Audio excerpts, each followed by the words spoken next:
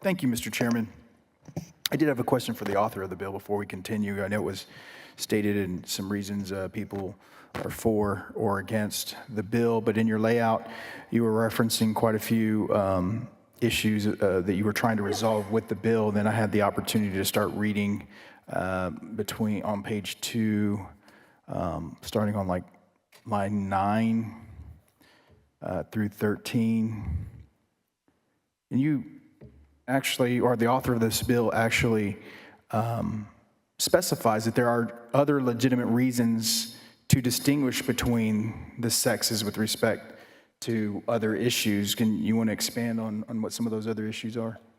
Yeah, thank you, Senator. And we touched on it a little bit in the layout about safety and privacy, but one of the key components of this bill and one of the key purposes of it is what you just pointed out on page 2. And it says there are legitimate reasons to distinguish between the sexes with respect to athletics, prisons, and other correctional facilities, domestic violence shelters, rape crisis centers, locker rooms, restrooms, and other areas where biology, safety, or privacy are implicated. And obviously, when we better define and further define biological sex, as this bill does, I think it helps ensure that exact intent, which is safety and privacy. Obviously, we passed SB 240, which is the Women's Privacy Act, off the Senate floor.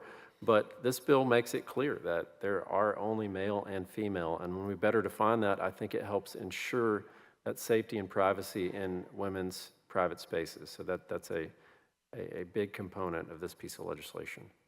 And thank you for expanding on that intent. That was, I think, an important designation we needed to get on the record. Thank you.